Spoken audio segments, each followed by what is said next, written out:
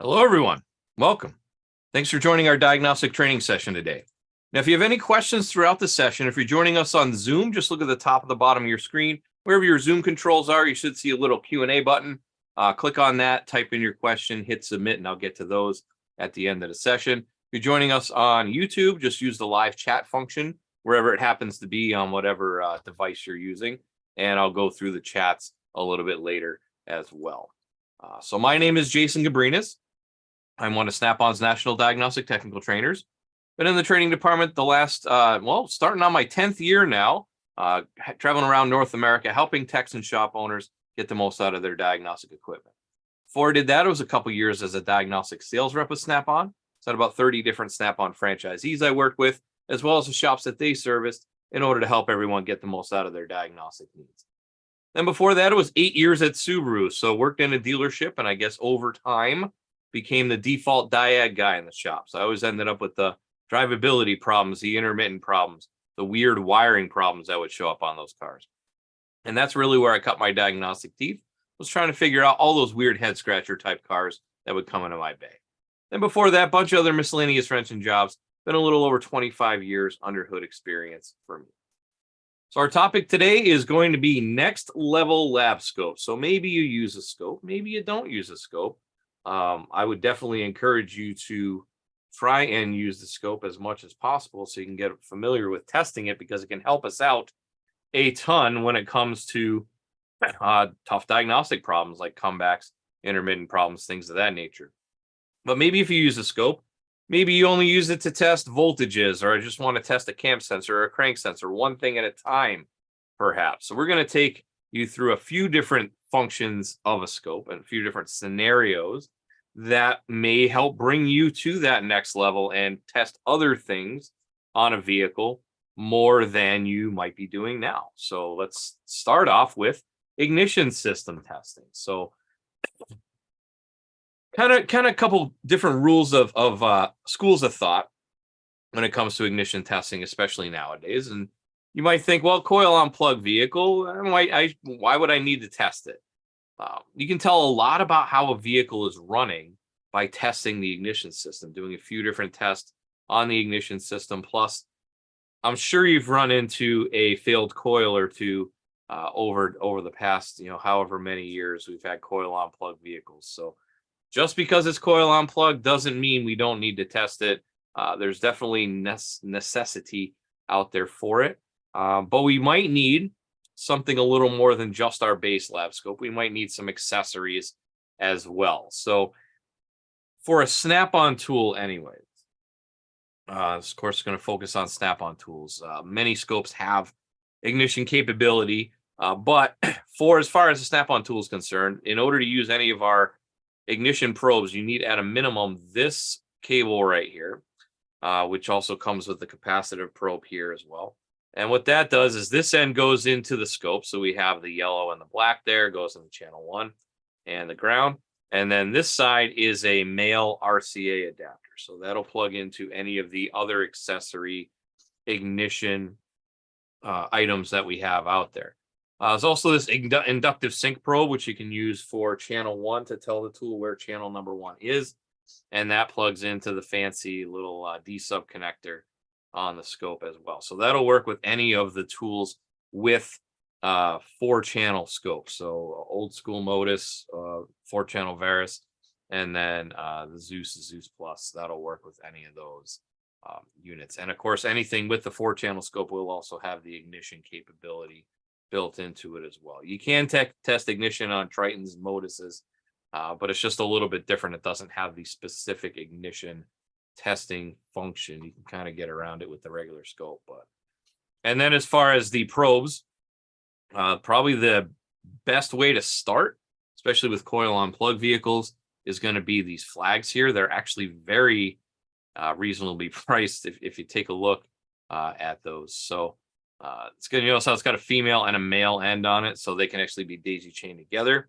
They're available in singles, doubles, and triples, and that will allow you to put them on the coil on plug on a vehicle, and it will send the signal to the scope, and then we can analyze it. We also have some vehicle specific coil on plug adapters that are available out there as well.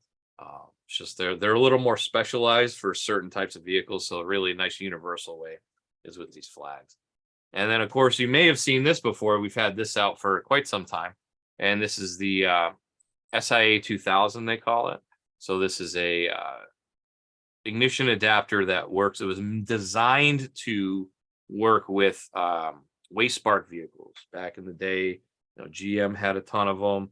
Ford had a ton of them. Lots of manufacturers went with a waste spark system for a while before they transitioned over to the coil on plug vehicle. So that's what this was designed for. If I had a vehicle with coil on waste spark, which one fires positive, one side fires negative. It actually has a positive side and a negative side on it as well.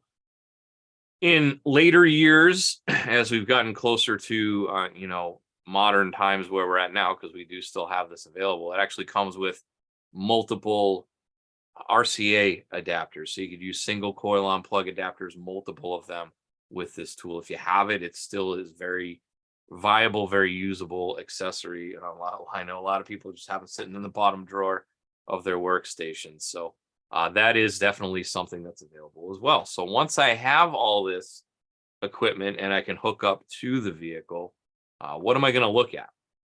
Well, there's a couple different ways we can view ignition using a scope.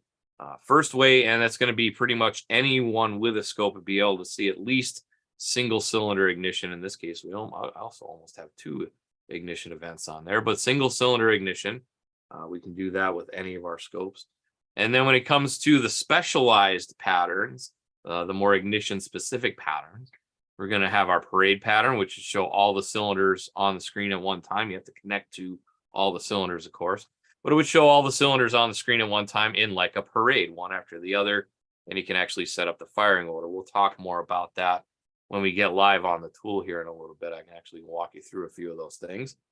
But you're able to see who's the odd man out. See how one's much higher and this one's much lower. So you can see, well, that's the one I want. That's the cylinder I want to investigate. It's going to be the one that's higher or lower. And we can, there's more involved classes that we have on ignition testing. This is kind of here's some more things that we can do. We also have raster, which is going to have all the cylinders kind of stacked on top of each other. So we can see how they're burning each individual cylinder and kind of measure off the other ones and see, is one of them rich, is one of them lean, one of the cylinders doing what it's not supposed to be doing. And then we also have superimposed. That's kind of a carryover from the old Sunscope days, where you can have them all on top of each other. It doesn't really label the cylinder, but it can at least tell you, hey, I do have an issue here, and then maybe flop it over to the raster or the parade at that point. So those are used to compare time, and then these two are used to compare voltage. So I want to compare my firing voltage or my spark line voltage, and then my time. So what are some tests that we can do? Without even accessory probes, we can do a primary voltage test.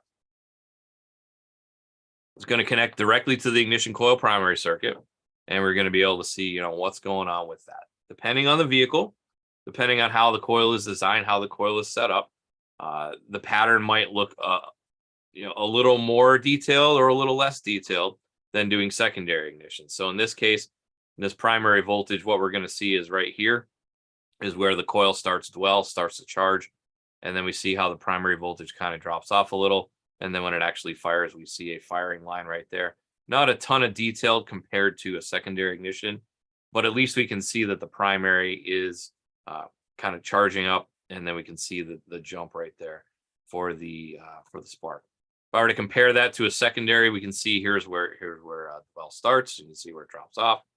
We can see where dwell is here, and then we can see my firing line there, and then my spark line over here. So you really don't see the spark line on the primary, but at least you can see whether or not the coil is firing using this test. If you want to get a little bit more involved, that's where you get in the secondary test. Can also, if we have a low amp probe, we can use primary current. So on the same power feed circuit that we were on before, we hook the low amp probe around it, and then we'll be able to see the current ramp of the current flowing into the coil. So once dwell starts, I'm going to start charging the coil. So the current available is going to increase and increase and increase. In this case, on this vehicle, it is a current limited design. So it goes up to about 12 amps and levels off. And then when it fires, the current leaves the coil So it should go back down to 0. We can see if we have any problems in the system, depending on how this ramp looks. And also we've seen some other vehicles where they had actually a negative current when it fires, and that indicates a problem in the coil, the connection to the wire as well. So a couple things we could see there. As we would compare the current ramp to the secondary, we can see how it matches up. So that as the secondary goes into dwell and starts charging, the current flows up until it fires right there. Here's an example of a bad primary current. So this is on a multi-strike coil. So that actually fires multiple times per event. So we can see how the ramp goes up very sharply and then over. That indicates that there's a problem with the windings in the coils. It's requiring too much current to flow through in order to start the charging. And then it eventually does work, but way too much current inflow in there at the beginning. Should not look like that. Should look like a nice smooth ramp, more like this. So this is on the same vehicle. So we have the bad one right here. You can see how it's almost straight up and down. And then we have a good one where it's going more of a ramp. Now, in this case, it just goes up and down as it fires. So you can see how it fires multiple times. On the second and subsequent firing events, you will have that high current flow on those because it has to overcome what's already in there as it's firing. But the first one is what we want to look at in that case. So that's doing, we did primary voltage, primary current. Now we can also do ignition control signal to make sure that the computer is controlling the ignition the way it's supposed to as well. So if we hook up, once again, a back probe there, nothing fancy we need, then we can go in, and usually that's just going to be a 5-volt square wave. In this case, it is. When the 5 volts turns on, that's the signal for the coil to start dwell. And then when the signal turns off, that's the signal for the coil to fire. So as we can see how that matches up as well. You see we got my 5 volts up as dwell starts, and then when it fires, it comes back down. Now where we can really start to see detail is when we get into secondary voltage. If you have a ignition system with wires, coil wire, plug wires, you can connect directly to the coil or wire with that inductive probe. Or if we have the flag pickups, we can go directly to the coil with the flags and then hook up that way. And we should see something kind of like this. This is on coil on plug, actually on my vehicle. So we can see where dwell starts right here, and then it builds up. And then when it fires, we see a firing event, and then we see the spark event over here until it finally drops off and flattens out. So a standard spark line or firing line, or just an ignition pattern, let's just call it that, a standard ignition pattern. Here's what it roughly should look like. So it's gonna be in 3 parts. We're gonna have a dwell section where it's actually charging the coil in there, and you'll get some ups and downs here at the beginning. When it first starts going in, it's kind of rattling around a little bit. So we get a little bit of these ups and downs here. And then it comes up and then it fires. You'll have a firing line. You're going to have a very tall voltage line when it needs to jump that gap on the spark plug and start the path of the spark. Then we have the spark line, which we can analyze and see how is the vehicle running. Is it rich? Is it lean? And we can also see how much turbulence we have. And then depending on the system, if we have a lot of energy left over after the spark occurs, we're going to have these ups and downs here. They call in the intermediate section. This would be the coil ringing out. It's getting rid of any excess voltage and current inside the coil. And then it eventually levels off, and then it starts back with dwell again, goes back over here. So with dwell, we want to see dwell. We want to see a good firing line. We want to see a good spark line. So in this case, this is on a known good vehicle. This is on a vehicle with plug wires. So we see a firing line of about a little over 10,000 volts. And then the spark line comes down and it is relatively flat. We want to see it relatively flat. We want to see a little bit of turbulence up and down in that as well. And then we see this one's pretty efficient. It only has a couple little bumps there after the firing event. Now on this same vehicle, we went and introduced a lean condition on there. So we pinched off the fuel line slowly to starve the vehicle for fuel.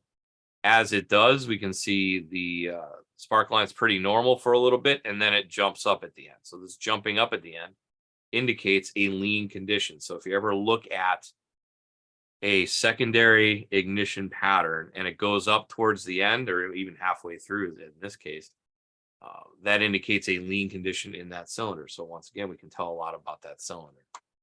In this case, this is a different vehicle with coil on plug, but it was a rich condition. This car needed a tune-up. So it was a rich condition. So it actually goes down towards the end because the voltage goes down. The more fuel there is to burn, the richer it is. It takes less voltage to go through that. So we can see that there. And then on this is after a tune-up on the same vehicle. Now you can see it still kind of goes down, but it's flat. The reason it goes down on at a straight angle like that is due to probe placement mainly on that vehicle. So it wasn't quite level even, but if we were able to put the flag in a little bit better spot, we would have seen it was fairly flat. So you just kind of want to see overall, is it straight or does it have a bit of a curve to it? So this indicates rich. This indicates lean going up, rich, normal, flat. Okay, so that's ignition. If you want to see any other information, we actually have a couple classes on this. If you watch back in some of our earlier classes, I do full ignition classes on actually a couple times on that. So that's ignition. Pressure transducers, another thing we can do. Pressure transducers can be used. We do need a few other accessories with that as well. Depending on your tool, we have the split lead adapter, which can actually hook up two of the pressure transducers. So you can actually look at two things. It also has this specialized D-sub connector. Now, we do realize on the ZEUS Plus that the D-sub is on one side and the colored connectors are on the other side. We do have a revised adapter. It's actually the same part number, but we do have a revised adapter with longer leads now. Not sure if they're quite available yet, but they will be very shortly. I've had a couple people ask me about that with the pressure transducer adapter. With that split lead adapter, we do have ones with longer leads. Not 100% sure if they're quite available yet, but they will be in the near future. And then we have 100 PSI, 500 PSI, and 5,000 PSI transducers as well. So that is your max pressure that's available. Also on the tools that don't have the D-sub, we do actually on tools with the D-sub, you can use this as well. But this is a it's a battery powered unit. It's called a PSA adapter as well. So on the ZEUS with the top feed there, we can just plug right in. Got channel 1, channel 2, and we got the power adapter there, which goes over here. Or we could also use the PSA adapter as well, and that also has availability for 2 pressure transducers. What can I test once I have this set up? I can test fluid, right? Fuel pressure, transmission pressure, hydraulics. Up to 5,000 PSI with a 5,000 PSI adapter. You can also test gas pressure. So a lot of folks will do like an exhaust back pressure test, or we can do a compression test. You can do a cranking compression or a running compression, which seems to be the more popular test that we get asked about a lot lately. So running compression test is a good one to do. As far as fluid testing, we can do, here's an example. We have a fuel injector. On the green line is the voltage for the fuel injector. The blue line is the current flow through the injector. And then this yellow line is fuel pressure. So this is actually a vehicle that had a starting problem, a cranking problem, because it was dropping fuel pressure massively. So it was like a 30 PSI drop when it was cranking. And the reason for that is because we had a really long injector on time at the time. So it was like 250 milliseconds, a quarter of a second. So on this vehicle, it had an issue. And we noticed it because of the wild fuel pressure swing. So it would go from 60 PSI to 30, back up to 60, down to 30. Wide swings, dropping a lot of pressure. It was just dumping fuel into this vehicle. And that's why it wouldn't start. So they figured out they actually traced it back to the 5-volt reference line. Something was shorting it out. So it drew everything else down, and it thought it was very, very cold out. So it was dumping a lot of fuel in there. Once that was fixed, it went back to normal. And we actually were able to check it out with the pressure as well. But that's just one thing. Adding pressure to your fuel injector test could help if you had some sort of an issue like that, or we didn't have a flow issue or a pressure issue there. Running compression, that's like I said, that's the popular item right now. So this is a good way to tell in a cylinder if I think I have a problem with compression. Do I have a problem, and where is the problem? So really, this is a one cylinder at a time type proposition. What you would do is you would take an adapter for, say, a compression gauge. Take the compression gauge adapter. You want to take the Schrader valve. There's a Schrader valve, and those usually take that out. And then you would adapt your pressure transducer to it, and you can see how it runs. You want to disable the fuel too, so you're not flooding out the cylinder. But you'd be able to see the compression event, and then the downstroke of the piston down here, so we get a little vacuum pocket. Then we have the exhaust, and then we have the intake again, and then we have compression, and then we have the firing stroke again. So you'd be able to see it go up and down. You can see, analyze what's going on in the cylinder. This is an example of a good one. This is an example of a bad one. So this is on a 08 Saab 5.3 liter. And there was no compression on this particular cylinder. So you can see we have like no compression at all. And then the vacuum pocket comes down, and then we have like very little, no exhaust pressure either. Intake, compression, like no compression on the cylinder. If you compare it to a cylinder next to it, though, on cylinder 8, cylinder 6 to cylinder 8, you see we have considerably more compression on that cylinder, about 60 psi or so, and then comes down to a good vacuum pocket, exhaust, intake, and then our stroke there. So big difference on the same engine. This cylinder had no compression. This cylinder was good. So you can definitely tell whether or not you have compression by doing that test. So that's a little bit more advanced, right? Here's another one. This vehicle had a clogged cat. So we could see the compression event, comes down, comes into the exhaust stroke, and the exhaust stroke had positive pressure actually ramping up in positive pressure. So we don't want to see positive pressure when the exhaust valves are open. So you see positive pressure or growing pressure when the exhaust valves are open. That means the exhaust can't get out. So either the exhaust valves aren't opening or there's a problem in the exhaust. So in this case, it was a clogged cat on this particular vehicle was causing the exhaust stroke pressure to ramp up. And then if we want to get really, really fancy, this is one I took off of my vehicle, and it shows the compression, shows the ignition event, and it shows the fuel event for the injector. So as my compression goes up, almost pretty close to top dead center, we have a little bit before, we have our ignition event here, comes down, and then we go into exhaust phase. You can actually see some of the other cylinders playing with the exhaust pressure there. This is the 4-cylinder vehicle. And then we have the fuel injector fire. Right after the fuel injector fires, my intake valves open, so that you can see the end of the exhaust event, and we have a little bit of crossover in the intake.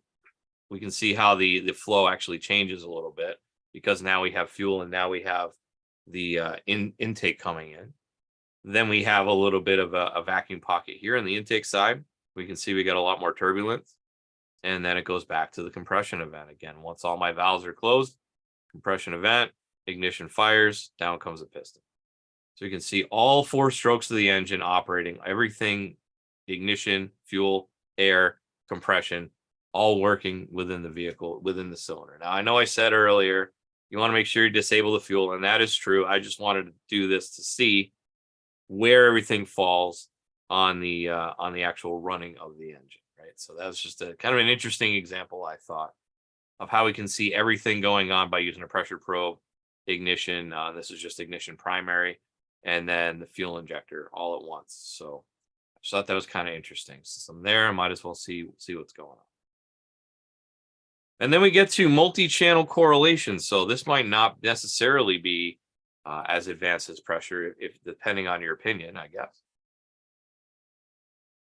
But in this case, we're looking at a vehicle, and we have the crank sensor is channel 1, so that is the yellow. One of the cam sensors is on number 2, which is the green. Another cam sensor is on number 3, which is the blue. And then channel 4, we have the fuel injector for number 1 cylinder on that as well. So we can tie them together and we can see cam crank correlation, how the cam and the crank are lined up with each other, and see whether or not it matches a known good. So in this case, we actually did have a known good to compare to, and we'll talk about that in a second. But we have a lot going on. Right, so we got a couple cam sensors, crank sensors, fuel injector, lots of things going on. So we might want to separate that out, and actually I can show you how that works in a minute when we go live on the tool. So we actually separated out the channels. So now I got my 4 channels, and it's a lot less confusing, and I can see how everything lines up. So there's my correlation there. I also use this channel 4 as a trigger, kind of lock everything on the screen and make it so it's not moving around a lot. So it actually locks it in place as well. And then if I really wanted to get fancy, we can put the scope on one side and we can put the scanner suite on the other side, and we can compare. So this is my known good pattern right here. And we can see how I got that, I got that, I got that, I got that. And I got my how everything kind of lines up there on my cam sensor and my crank sensor. So that is my multi-channel correlation there. So we can do that if we have multiple channels on a vehicle. We saw that a little bit earlier when I went into the pressure transducer, right? We had pressure transducer, we had ignition, and we had fuel injector all at once on the same screen. Earlier than that, we had the fuel injector voltage, we had the fuel injector current, and we had the fuel injector fuel pressure on the same screen as well. So there's a lot of different tests that you could do by using multiple channels and seeing how they correlate using the same time base. That's another key when you're using a scope to keep the time base the same, so you can see how everybody correlates together as far as when things are happening. They should be on the same time base, locked in the same time, in order to be able to see that. So let's go live on the tool, and we will talk about a couple things.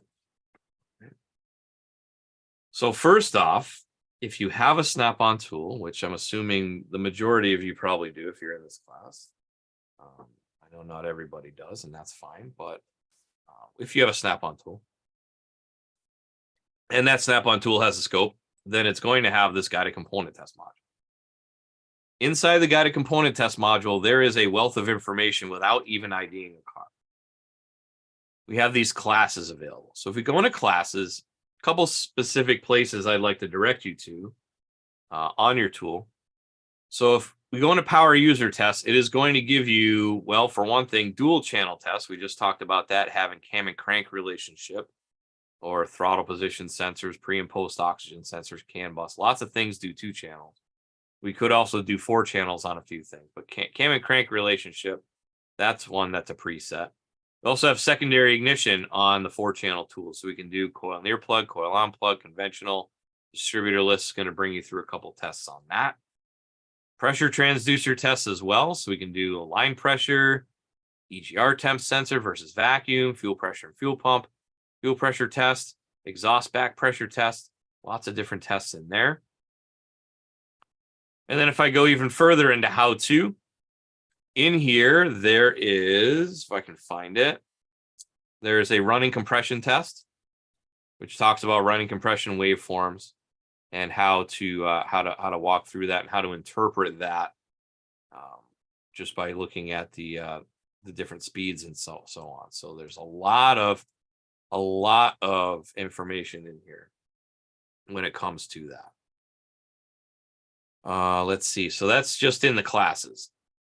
Now let's go into the scope itself. If we go into scope multimeter. So we do have the digital meter, the graphing meter. One thing in graphing meter too, it's not a scope really, but it's a graphing meter, which is similar, just on a longer time base. But in here, there is one thing that we can graph that's ohms. So few people asked me about this.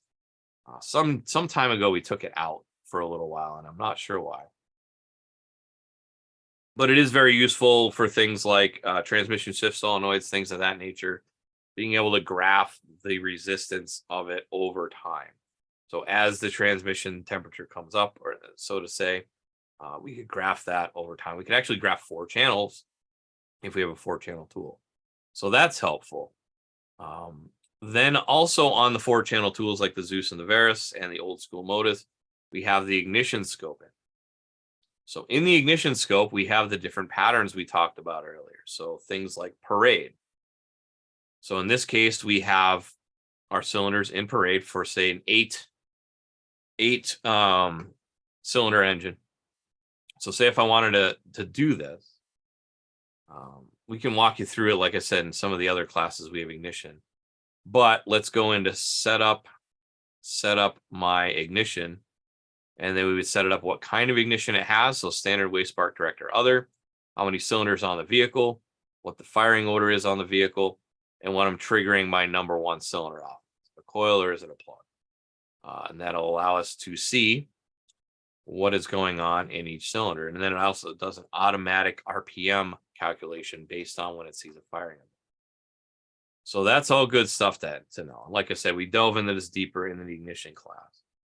But we'd be able to see each cylinder firing. Now, this is just a repetitive sample pattern. So you're not really going to see any difference. But is one higher? Is one lower? What's my firing line look like per cylinder? And we can see the firing order on the bottom. So 1, 8, 4, 3, 6, 5, 7, 2 is my firing order that I set up. So that's handy. Here's your parade. Also have single cylinder, which will do a single cylinder on the screen at a time. But we also told the tool our firing order. So we can go through here and we can go cycle through each cylinder as well, and it'll show it. And then we also have that raster pattern I talked about, which stacks them on top of each other. And then we can see time-wise. It's also going to go by firing order starting at the top. You can see time-wise, how do they react to each other as well. And then talked about also the pressure transducers, right? So if I was going to go into pressure transducers, sorry, I went too far. I can go into lab scope, and then I can either just go right off my pressure transducer itself. So I recommend, in my experience, I seem to get the best looking pattern with the most detail by using the 500 psi pressure transducer and the split lead adapter.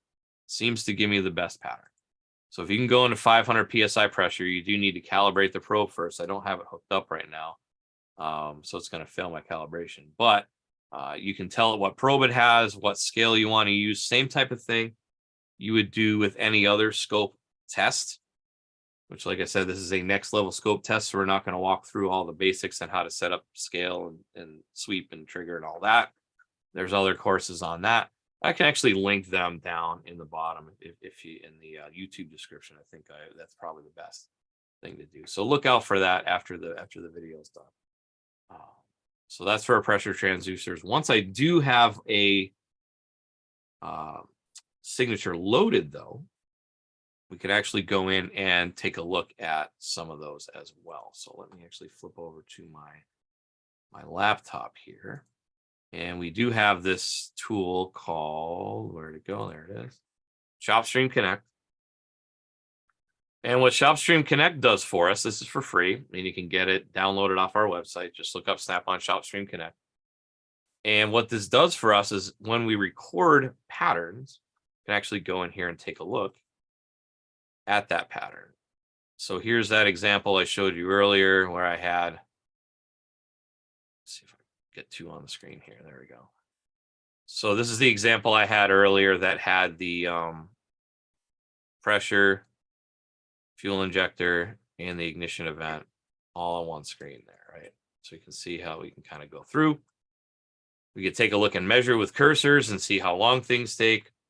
We can see, where my vacuum pocket lies, where my exhaust lies, and so on and so forth. So you can actually use ShopStream Connect to do that. Another thing that someone had asked me is there is a program called pressure. What's it called? I have it on here. Pressure waveform overlays. So this is a free program you can install on a Windows laptop, desktop, that sort of thing. Only available through the Windows Store. That's why it can't be installed on a ZEUS or a ZEUS Plus, because it does not have the Windows Store available on it. Just so you know, I have gotten asked that a few times. But what you do with this is you would open up a file So for example, I'll open up this file right here. It opens up JPEG, bitmaps, that sort of thing. So if I wanted to analyze a file from my ZEUS, for example, I would use the S button to take a screen capture that saves it as a JPEG file. It will upload it to the Snap-on cloud, so I could then download it on my laptop, and I could open it up this way. Once I've done so, we can set up some rulers. So there's an example for a compression ruler. And we just take this and we put number 1 right here. So that's the top of the event. And then we take 720 over here, and that is the top of the next event. And then we can see here's the expansion phase. Here's the exhaust phase. Here's the intake phase. And here's the compression phase. And then it goes back down as well. So we can see how it's reacting and where everything is and what phase we're actually looking at of the cylinder's compression events. It's also other things. This one's for a different type of graphic, be cylinder ID to see which cylinder is what. This one allows us to see valve overlap as well. So if it knows where the exhaust valve is, it knows where the intake is, and we can see overlap. And if a manufacturer has a set overlap that they want, you can actually go in there and click on it and change it as well. And you can move it back and forth. So a couple different ways you can do that. So the easiest way, like I said, to do that, pause the recording, take a screenshot with the S button. It'll upload the Snap-on cloud. You can download it from the cloud, and then you can open it on your PC, laptop, desktop, what have you, where you have this program installed. Like I said, that is a free program called Pressure Waveform Overlays you can do. And then you can download it that way. All right, so we talked ignition, we talked pressure. The last thing we'll talk about is going to be screen and screen. So if I want to analyze something in between, front door, back door, that sort of thing, I'm just going to pull up my demo Tahoe here. All right, so let's say I want to do a functional test on my evap solenoid, right? So purge solenoid, it's in a percentage. So I have a purge solenoid valve that I want to run up and down, and then I also want to see on the screen with my scope whether or not the duty cycle matches. So I can go in here and I can do it by percent duty. First thing we want to do is load into the scanner function. Now we're in the scanner function. So next thing I need to do is go into guided component test. This only works using guided component test. It doesn't have a separate button in scope multimeter. We can go into guided component tests, and it'll carry the vehicle over. I need to go into my engine. And in this case, I'll go to my evap system because that's what I'm testing. And my purge solenoid. We can do a duty cycle test, a resistance test, or a signature test. In this case, we want to do that duty cycle test because that's what we're testing. In order to do screen and screen and make it work right for you, I mean, you can make it work regardless, but to make it make sense, I guess, we have to have the same thing going on in the scope that we have in the scanner. So if we're doing duty cycle, we need to do duty cycle. We're looking at voltages on my PIDs. I need to do a voltage test on my scope, right? So we have two different ways. So we'll go into duty cycle test because that's what we're testing on the other side. Yellow goes to purge control. Black goes to no good ground. We'll go into view meter. This is too high, so I'm going to drop it down. This is a little knob, so it's not exactly exact, but it's close enough, right? We can change our duty cycle. Let's say that's 10%. Once I've done so, we can go back up to the meter. That makes it full screen. Meter one more time, turns it into a window. Then I can move it around and do what I need. Once it's in a window, go to home, go to scanner. My test is still running. You can come down here to the bottom, pull up my taskbar, pull up my scope viewer. I can then grab it, move it over to the right. You see how it kind of turns gray there on the right-hand side. Let go, moves it over there. Windows 10 asks me what window to move. That one over there. So I got my 10% here. Then we could, I want to go up to 20, go up to 20, up to 30, should react. 40 should react. Right, and then we should be able to see 70% there. All right, so we should be able to see it react. Now, mind you, I'm doing this by hand, not on a real live vehicle, so it's not 100%. But if, let's say I was sending a 70% duty and I was seeing like a 50% duty instead of 70. So the module's commanding it to be 70, it's only at 50.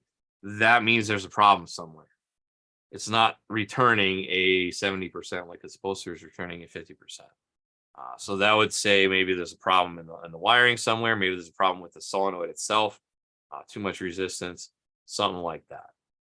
So being able to see that functional test on one side, results on the other side, because this purge solenoid valve could be it's usually in the front, but if it's a vent solenoid, it could be in the back. So just being able to have that functionality to functional test on one side and scope it on the other side and see the result. Okay, so that's kind of your more advanced stuff there as well. I can see what's going in the front, what's coming out the back, and see it all on the same screen at the same time. All right, so that is my time for this evening. Let's talk about what we're going to talk about next week.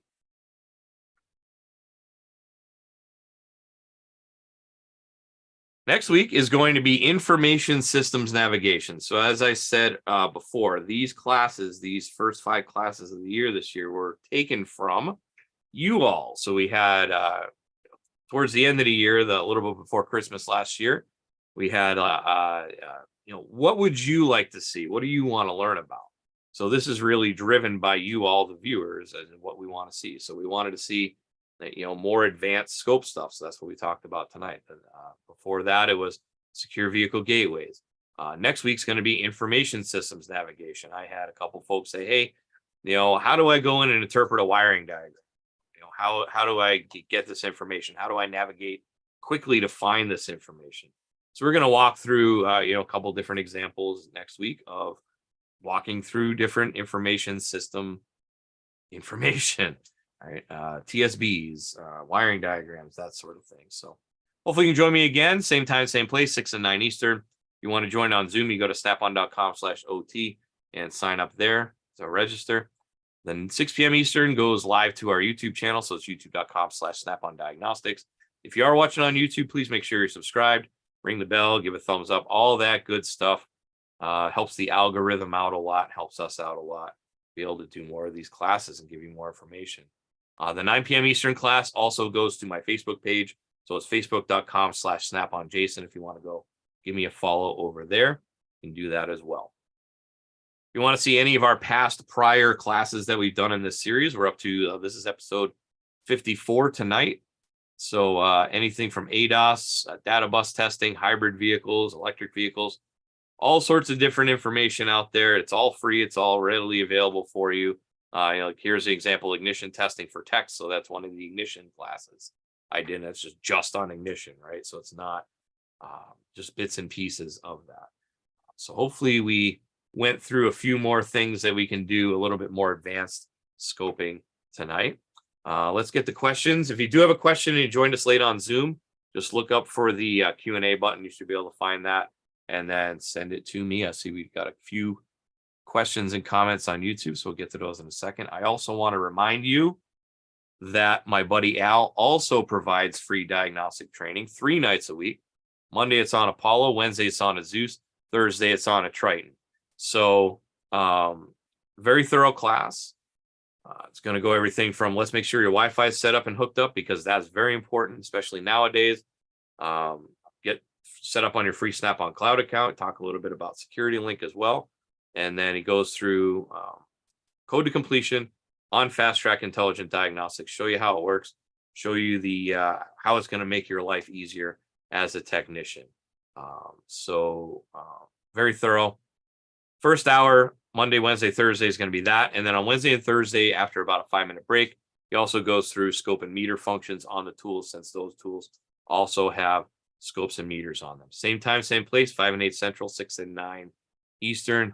Go to snapon.com/OT to sign up for that as well. All right, questions time. Looks like Zoom is pretty clear right now, but we got quite a bit on YouTube. So Quinn says hello. Hello, Quinn. Welcome. Thanks for joining as always.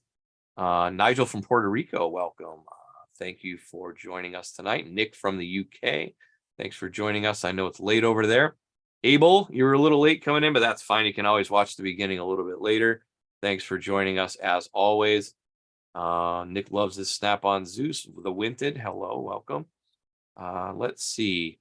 Quinn asks, what kit would I need for the fuel pressure testing with the scan tool? So really, the best way to think about it is if I'm using my scope to test pressure, the pressure transducer takes place of my gauge. So instead of having, so you get a fuel pressure kit, and then you just take the gauge off, and then you can go in and just adapt it. It's like a 3/8, I think, MPT thread. You can just, however you need to adapt it to that, just make sure it's all sealed up real well.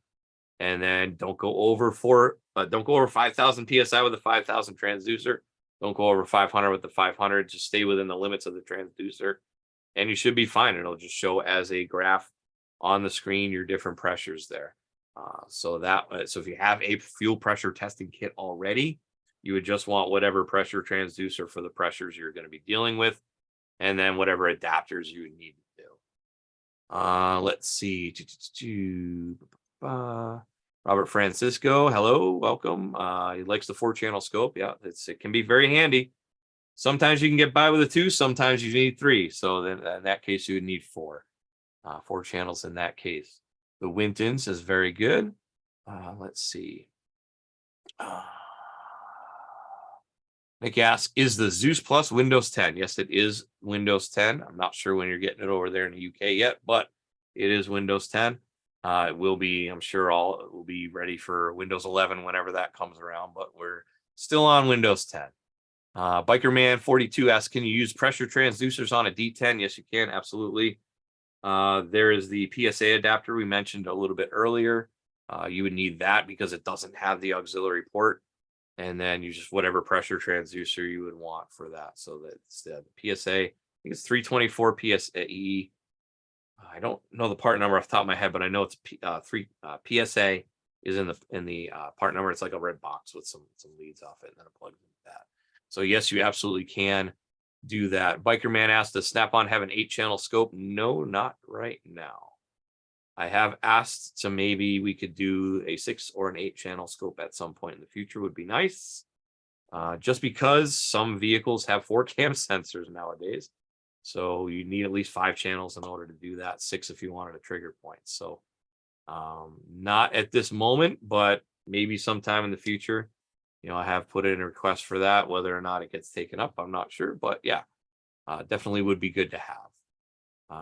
And Robert Mobile Man says, nice one, thanks. So appreciate you all joining and commenting and joining the conversation here. And Gerardo says, thank you. I will see you at Vision. I will see you as well at Vision too. Actually going to start advertising that probably pretty shortly within the next week or so. That's coming up beginning of March. So yeah, it's coming up pretty quick. I'm doing 2 hands-on scope classes with ZEUS Plus. We're going to have ZEUS Plus in the room. We're going to do hands-on with them, walk through a 4-hour class on a bunch of different things. So we'll start off with the basics and just work our way up from there through the ignition testing and so on. So it should be pretty cool. Should be a lot of fun. First time doing it there. So that'll be a good time. So if anybody else is going to Vision, hopefully I'll see you there as well. I'll be floating around when I'm not teaching. So make sure you flag me down, say hi. I will definitely be there and definitely want to say hi. With that, looks like we've cleared the board. So let me get through here. And I'd like to say thank you very much. Appreciate you taking a little bit of time out of your busy schedule to spend a little bit of time with me. Hopefully we learned a few more little tips and tricks to take our scope use to the next level, test some ignition, some pressure, maybe do some side-by-side screen things if that's what we have. And hopefully it'll just bring you a little bit further along in your diagnostics career. So with that, enjoy the rest of your week. Enjoy your weekend. Hopefully we'll see you next week for information systems. Have a nice weekend. Have a good night. Take care.